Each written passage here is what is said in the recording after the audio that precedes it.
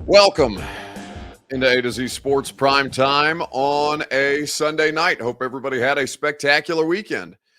Owners meetings in the NFL off and rolling. Ran Carthon spoke to Jimmy Wyatt, who is out there in Phoenix to cover the owners meetings because Jimmy doesn't have enough work to do on a regular basis. He's got to fly around. I think this is the second time Jimmy's been in Vegas in less than a month.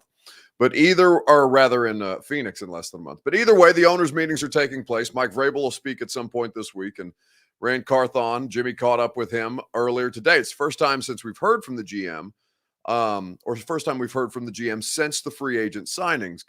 First time we've heard from Ran, I guess, since the combine. So Jimmy asked him a lot of different questions about the 6 players that they've signed in free agency, and we're going to talk about what we learned. We'll play a handful of these clips for you, and we'll also talk about what we know about Ran Carthon so far moving forward and the decisions, the moves that he's made. We'll do this as a free site, the best thing that I saw on the internet this week, and that'll be at the end of the show, as is the custom. A lot of good stuff to get to, but first, you need to share this show. If you're hanging out with us on Twitter, please retweet the show in the bottom right-hand corner of your screen. That's where you go.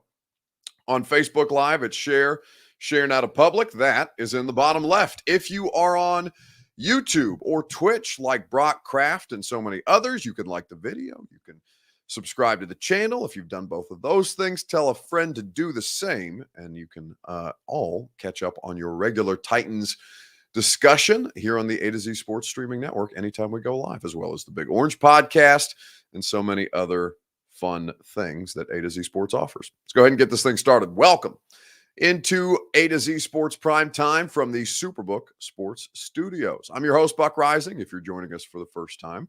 And I'm proud, as always, to be presented to you by the Ashton Real Estate Group of RE/MAX Advantage, the intel edge you need to succeed. That's what the Ashton team offers you. Trust the real estate team that your favorite teams trust. Go to GaryAshton.com. Superbook Sports, download it today and get in on all the action.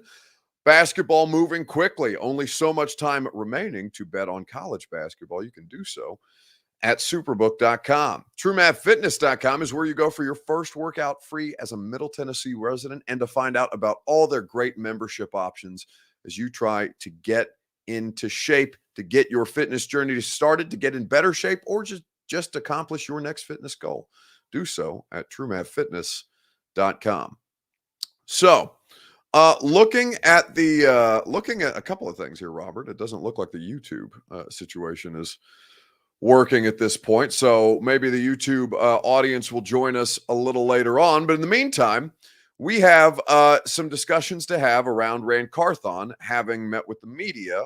Really, Jim Wyatt, it seems like, is out there in Phoenix for the first time for owners meetings, and for the first time since signing the free agent class, for the first time since the combine, which of course was at the end of February into the beginning of this month of March. So with all the Titans transactions that need to be made and the Titans transactions that have come to pass already, the question becomes, okay, what's the explanation from the general manager about his strategy? What do we know about Ran Carthon? How does he see these players? We haven't heard from him at this point about it. And so Jimmy, I guess, caught up with him in the hotel lobby at some point of wherever it is that the NFL owners meetings are taking place in Phoenix this year, and was asking Ran about a couple of different things. You're going to hear the clip about Andre Dillard and specifically about the Titans' approach to free agency writ large here in just a second, right after I remind you that your Two Rivers Ford take is presented by Two Rivers Ford. Go to Two Rivers Ford for 2023 model year Fords. Two Rivers Ford always will go above and beyond. There's the YouTube audience. Two Rivers Ford will always go above and beyond to make sure that you have the best possible car buying experience. Two Rivers Ford in Mount Juliet or online at tworiversford.com. So, looking at this situation and the moves that have been made, we've talked about them, at great length over the course of the last, been about a week and a half, 2 weeks at this stage, and kind of what it tells us about the Titans' approach to free agency. Now, I think obviously there's still a lot of work yet to be done. So you can't make any sweeping indictments or assessments about what it is that this roster is going to be, because the roster is still very, very much incomplete at this point. So what I would ask you, I guess, just as a larger, 1,000-foot view question, what do you know about Ran Carthon after 2 months as the Titans general manager? You may not know anything. I'm generally curious about how you guys are receiving your GM and the moves that he's made at this point. I don't know if you guys have seen these quotes just yet, but we're gonna play them for you, courtesy of Jimmy Wyatt. What do you know about Ran Carthon after 2 months on the job as Titans GM? Looking at a lot of different moves that were made. Again, 2 off-ball linebackers, 2 offensive linemen, a corner in Sean Murphy-Bunting, and no wide receivers at this point, no pass catchers really to speak of. You've got Luke Gifford, Aziz Al-Shaair, and then Arden Key is the name that I was searching for in my head. I was trying to stall until I remembered it. A pass rusher to go along with the 2 off-ball linebackers. So those are the moves that have been made thus far. What does it tell us about Ran Carthon? He keeps trying to trade Henry away, says Big Dog. I think you guys are being dramatic about the Derrick Henry thing. If it makes you feel any better, the market's never been worse for Derrick Henry because now you couldn't get anybody to take him, even if you tried, unless it was going to be for a very, very low round draft pick. I think the worst possible thing that could have happened to the Titans is how badly Derrick Henry's market got diminished. Now, they can still move on from Kevin Byard, and maybe they're able to do it via trade, although I don't think the market for Kevin Byard has ever been worse at this point. Now, I'm not advocating for either of these trades one way or the other, right, wrong, or indifferent.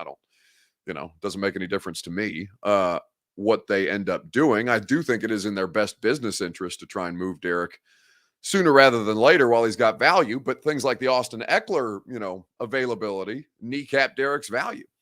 I think that with Byard, it would be tough to trade Kevin Byard at this stage too, just because people have already made their signings. People have already spent their money largely. So to ask somebody to take on that kind of a cap hit with KB would be a big.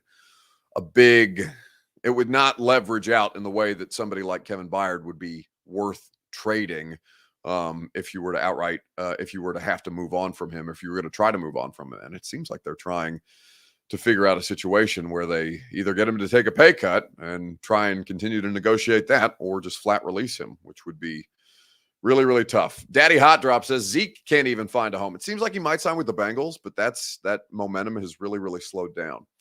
A to Z Sports Prime Time, before we let you hear from Ran Carthon, is presented by Superbook Sports. Download the Superbook app today, and they'll match your first bet up to $1,000, win or lose. You will always have the best odds boost and promo bets in the Superbook app. Superbook.com is where you go for terms and conditions. If you have a gambling problem, call the Tennessee Red Line, 1-800-889-9789. So what do we know about Ran Carthon at this point? He came into a mess. I think this is the best answer that I've seen so far. He came into a mess. It's going to take several years to fix. So I agree with half of that assessment. He did come into a mess, right? It is financially a mess. It is draft capital wise a bit of a mess. Not a ton of picks to kind of take swings on players to reaccumulate bodies, because you just need healthy bodies on the roster at this point, and obviously better talent. But I don't think it takes several years to fix in today's NFL. In fact, there can't be, and Robert, this is a good idea for us to do on the radio show at some point this week. I guess the idea of how long it actually takes an NFL team to get off the ground, right? Because the Jags, it took a season. The Jags, it took competent coaching. The Jags made, moves to spend a little more in free agency to kind of push them over a bit of a hump, and they did so well. They won a playoff game this year. They went from 2 wins and the worst team in football to a playoff team. So I don't think that several years to fix. I don't think you should let people off the hook that way in today's NFL. Now, I'll come, if we're going to do this on radio, and we'll probably do this on radio at some point this week, I'll come with a couple of different examples of championship contenders, the Bucks, we'll throw the Jaguars in there as a more reachable example, right? The Rams and what they've done, and kind of some comparisons around different franchises and the moves that they've taken and made to be more competitive sooner rather than later. I think you kind of let these executives off the hook When you say, yeah, it's, several years, a rebuild, years, plural, I don't necessarily agree with. I think that you can do a lot of work in 2 off seasons, right? I think you can get most teams turned around in about 2 off seasons. Now, you have to be good at your job, and we don't know necessarily how that's going to go with Ran Carthon. I have no idea. He could good, bad, or indifferent. Things are smooth right now, but it's been 2 months on the job. So I think in listening to him to talk about specifically Andre Dillard, they're signing at left tackle, which is a very important position for this franchise, and also about kind of their approach to this year's free agency. Maybe you learn a little more since he's actually made some signings and acquired some players at this point. Oh, with Andre, Andre is, I guess for lack of a better way to put it, is untapped potential. This was a guy, former first-round pick, really athletic, and he just continues to get better. He just needed an opportunity. And I think the overall arching view of the guys that we all brought in, every guy has starter-level ability. They just haven't had the opportunity to be a full-time starter. And if you kind of think about it, it's kind of how Vrabe's career started. He was a 3rd-round pick in Pittsburgh, never started in Pittsburgh. Then I got his opportunity in New England, and obviously the rest is the rest, and how he became, the great player that he became. And so each of these guys have log starts here and there, but they've never been full-time starters, and they're guys we believe in that can become starters in our league. So you hear him, the amount of references that Ran Carthon makes to Mike Vrabel, just generally in his commentary, unprovoked, right? Now, that's who he's working closest with, right? Mike. So, and Mike did have a successful NFL career, but it did take him a couple of years to get there. Special teams player in Pittsburgh primarily, and then got his opportunity in New England and won 3 Super Bowls as a result. Now, there's a lot of different things that come into play there, but I do think it's interesting how often Ran Carthon makes comparisons or references Mike Vrabel in some form or fashion. Now, maybe that's the kind of collaboration that Miss Amy Adams-Strunk is looking for. They're just going to keep talking about one another on a regular basis, although it does seem to happen more with Ran. I think that David Fletcher says, did you see reports say Carthon has Simmons on block? I don't know what on block means. Is that on the trading block? Is that on the chopping block? Is that on what is the block? And no, nobody credible is reporting that. So I haven't seen anything like that. Not to, outright dismiss it, David, but unless you, when you come in here and say, did you see reports say something inflammatory that nobody else is talking about and clearly would have been brought up. And I'm not mad at you, David. I'm just saying, like, clearly nobody has mentioned Jeff Simmons being on the trading block today. I haven't seen any credible reporting about it. So I would ask you to cite your sources as opposed to just tossing in there. Did you see reports say? No. What reports? Tell me specifically. Put a link in there for God's sakes. You know what I'm saying? Like, rather than just pulling your hair out needlessly over something that's probably not real. So let's continue the discussion here on A to Z Sports Primetime. What do we know about Ran Carthon? Well, I think that they are definitely committed to winning with value players, and they're going to try and maximize some guys who they think can do well with bigger opportunities. Now, speaking of owners meetings, I heard a similar line from Mike Vrabel about somebody like Jamarco Jones at owners meetings last year. So that doesn't necessarily mean that they're going to have tremendous success right out the gate. Now, Jamarco Jones obviously had a lot of injuries here in Tennessee and did not ultimately materialize in ways that were credible or even remotely helpful. He wasn't available to play in a single game this year. But I think that with the kind of opportunity costs that they have to work with, these were the correct decisions to be made. Now, we'll talk about the lack of pass catchers because they don't have anything. They don't have anything that they've added at this point other than to retain NWI on a 1-year deal. NFL Notifications is reporting that, Buck. I almost said a bad word. What is NFL Notifications? Am I going to have to look this up in real time? I think, and again, I think if we are going to start citing, okay, it's got a check mark. It's got 4,000 followers. It's a check mark that's bought because they're subscribed to Twitter Blue. Okay, this is like the schedule release. Like I'm looking, like this is terrible streaming content. Me just scrolling through this And it's not even a report. It says rumor. Guys, like, I don't know how to, I mean, listen, it's a PSA. We'll do it as much as we need to do it, but like, let's just take a little time to vet the things that you're getting some of this information from.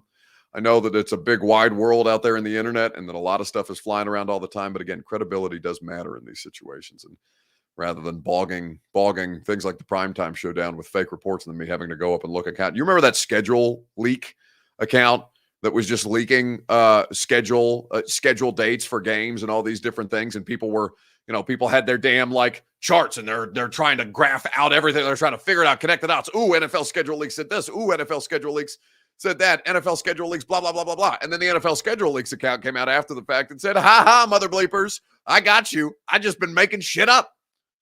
Made you look. Straight up. That was a thing. And I remember people, bitching at us. I mean, like me and Robert and Lucas, because we weren't talking about it on the radio. We're talking about it on the primetime show. And then sure enough, it's just some dude who's out here trolling because the internet is, again, a big confusing place and it's easy to get got out there. I'm not mad at people for, asking about these things, but I do, it literally takes two. Do you see how long it took me to suss out that was not credible? Like, it literally took me clicking on the account, checking to see if they'd paid for their check mark, which, by the way, that's okay sometimes. And then going through their situation and seeing rumor. Fuck it. Excuse my language, but like a rumor. Come on. Let's not get crazy. Anyway. Danny Sutherland says, for $10. I don't know if Danny is trying to pay me $10. Again, where does this money go? I'm fascinated to know where this money goes. Let's get back on track with Rand's background, Buck. What do the analytics say about these players? So relative athletic scores, the RAS system, these players do grade out well, especially the defensive guys. Now, offensive lineman Dillard is a higher level athletic prospect. Brunskill is not that, but he is a versatile player in ways that require versatility, right? It doesn't necessarily, his athleticism doesn't have to be off the charts for him to be competent enough to play guard, tackle, and center, all of which he has done throughout the course of his career. Eric Alonzo says, Buck, my kids are watching, bro. Well, how am I going to know that, Eric? Like, I think it's prime time. It's on after 8. I tell your kids it's a bad word not to say it. Like, I can't raise your kids for you, Eric. That's not my job. You know what I'm saying? Like, respectfully to everybody's children. I don't have any children, so I don't know what it takes to raise children. So I'm going to talk to you like adults. I'm not going to talk to you like children because I'm operating in the assumption that children are not here. But again, maybe, tell them it's a bad word, don't say it, and not make it my responsibility to have to tell your children or talk differently because your children are around. I can't help you there. Okay, let's keep it moving. So athletically, these players do test out as higher upside players than they've previously shown, or that their opportunities have necessarily lent themselves to. Now, I don't know how that's going to translate. I don't know if it's going to work. I don't know that it's not going to work. I'm just curious to see what happens, and you understand kind of the process that they've gone through. So Xavier says, who Buck thinks he is? I think I'm somebody without children, so don't make me responsible for your children. That's what I'm saying. That's all I'm saying at this point. Let's keep it moving on Facebook, YouTube, Twitter, and on Twitch. So scale of 1 to 10. How concerned are you that the Titans haven't signed a pass catcher, not just a wide receiver, not just a tight end, not just a third down running back? Because Dontrell Hilliard was on a 1-year deal, and I haven't seen anything about them retaining him, although I wouldn't necessarily hate it for the right price. But this is a talented running back draft class and talented tight end draft class. Receiver less so, but there are functional players. Scale of 1 to 10. How concerned are you that the Titans have not signed a pass catcher? Any player from any of those 3 positions that would be regarded as an asset in your passing game. Let me know on Facebook, YouTube, Twitter, and Twitch. We will discuss at length together right after I remind you that the Primetime Show is presented by True Math Fitness in the Gulch. Go to truemathfitness.com. Check out their workouts. You can even try them out yourself. Take it for a test drive. Your first workout is free at True Math Fitness in the Gulch. Nobody puts together better plans. The workouts are never recycled or repeated. If the group workouts are not for you, I personally enjoy the classes, but you may not. And that's okay. You can go and get personal training. You can just go work out on your own time because they've got an open gym. All options available to you as a part of their great membership programs. A new way to work out, a better way to work out for you to achieve your goals at truemaffitness.com. So, looking at the B Friend says A to Z Sports does not believe in being fruitful and multiplying. No, I guess none of us have kids, do we? Well, no, I mean, at least when I say none of us, I mean Austin, Zach, and myself. And maybe that's just because there's so many more A to Z people, guys, that I just don't know because like they're all over the place now. And I know that we have like a version of me in Dallas, which is crazy to me.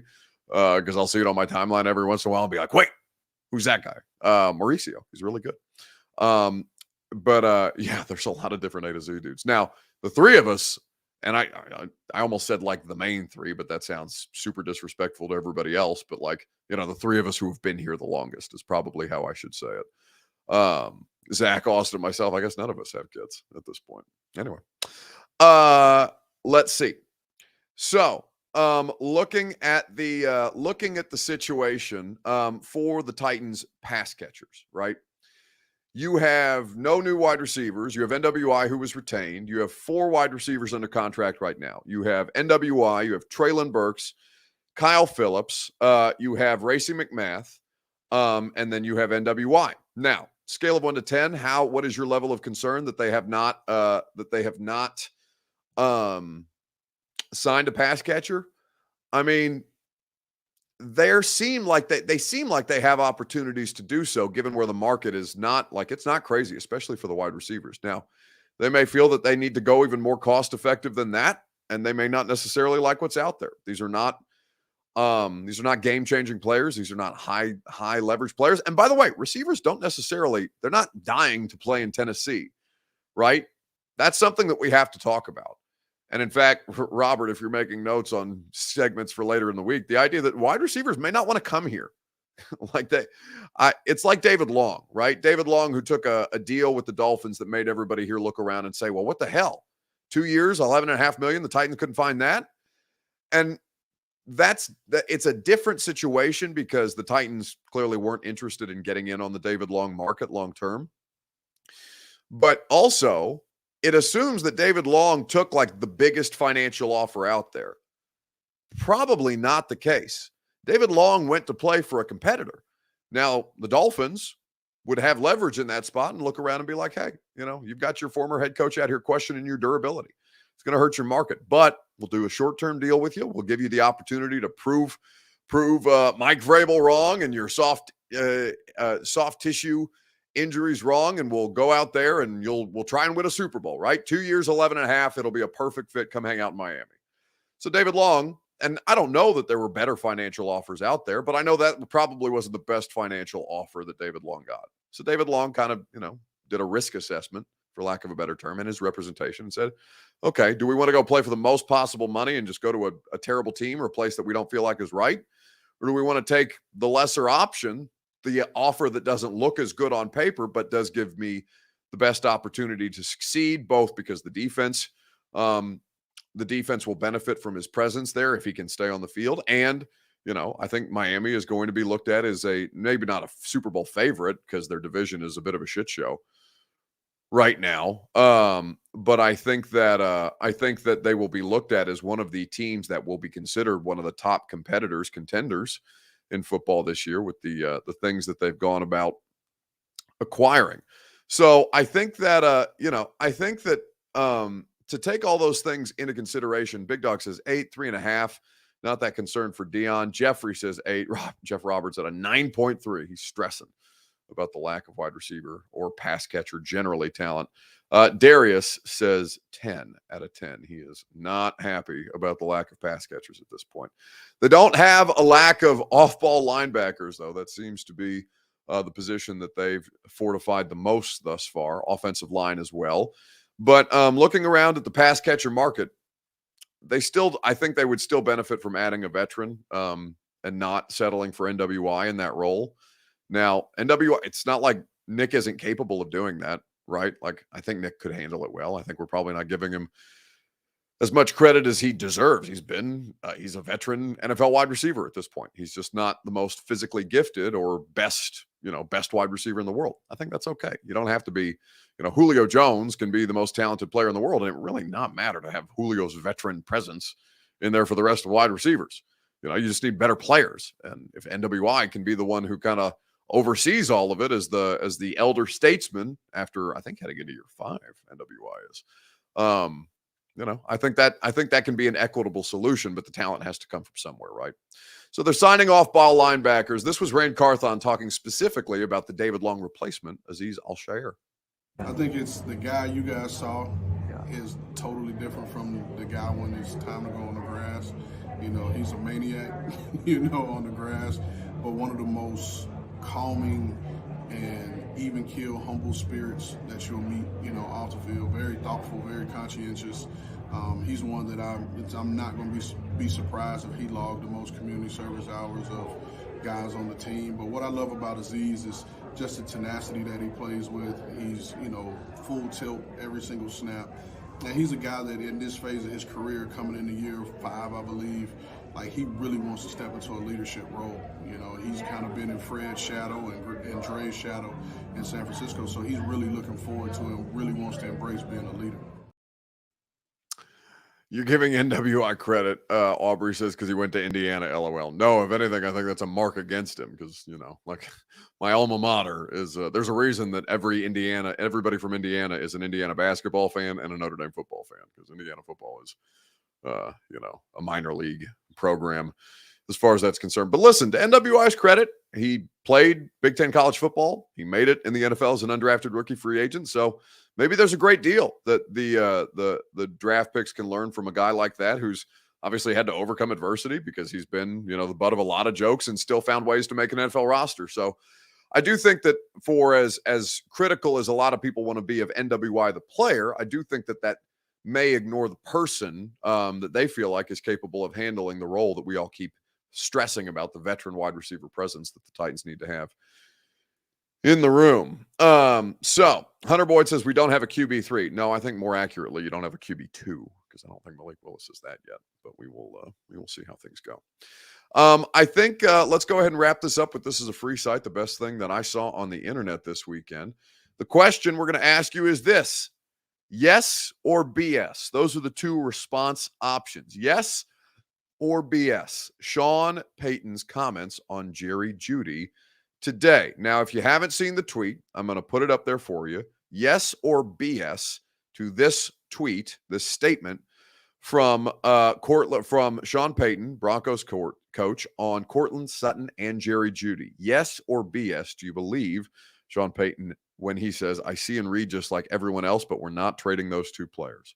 We'll talk about it together right after I remind you that Primetime is made possible by our friends at the Ashton Real Estate Group of RE/MAX Advantage. Get the dream address without the stress. Get the intel edge you need to succeed with the best real estate agents out there. The Ashton Real Estate Group at GaryAshton.com. It'll help you sell your home without any showings or stagings, help you find your next home so you can sell your current one and capitalize on this red-hot Nashville real estate market. The team that your favorite teams trust. You can find them at GaryAshton.com.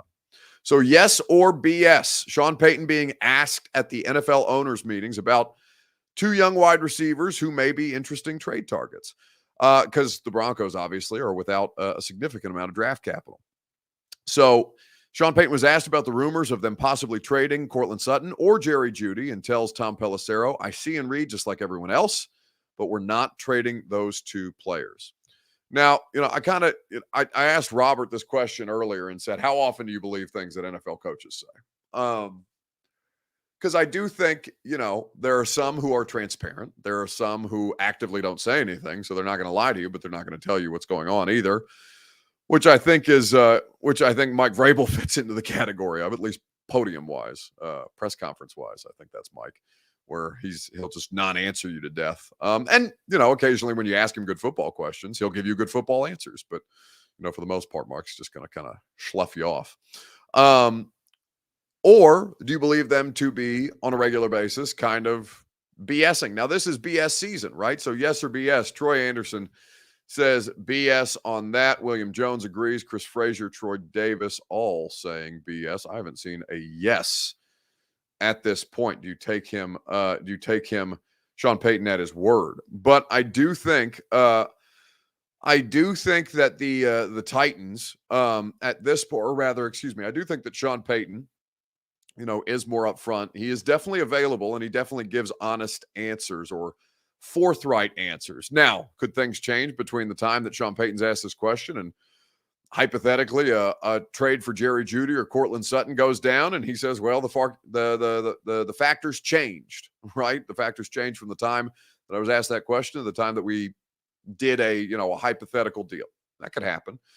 But I do think Sean Payton is always, at least in all the commentary I've seen from Sean Payton and the people who cover him, he does seem to be fairly forthright in those things. Now, I think coaches this time of year, especially coaches with that kind of power that Sean Payton has, I think there's probably a degree of BS to it.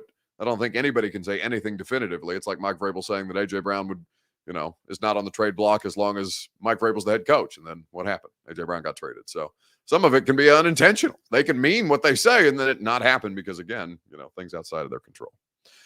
So that's going to do it for us tonight on the Primetime Show. Thanks for hanging out with us here on this Sunday. Should the Titans add Taylor Lewan for a year, says Mr. Jones? Well, no. I think Dillard kind of removes them from the Taylor Lewan market at this stage. I don't think it kind of does. I think it does remove them from the Taylor Lewan market. I think any additional left tackles that you add would be at a rookie contract as opposed to a more expensive veteran. So that's going to do it for us tonight. As I said, thanks for hanging out. Radio show tomorrow is going to be a lot of fun.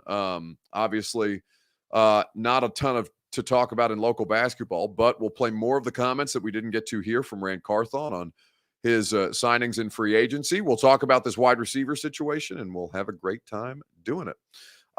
Starts at 10 a.m. on 104.5 The Zone. So I think that we will, if we don't catch you there, we'll see you tomorrow night on A to Z Sports Prime Time. See you guys. Are you surprised to hear that?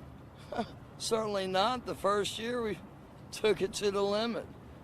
And I was in Miami with my new beach house. Well, it was a couple minutes from the beach. It's been 20 years since then. We haven't been too strong in the last few years. Oh, we've been strong. We're just playing by the rules. You can't have a newcomer come in and steal the show.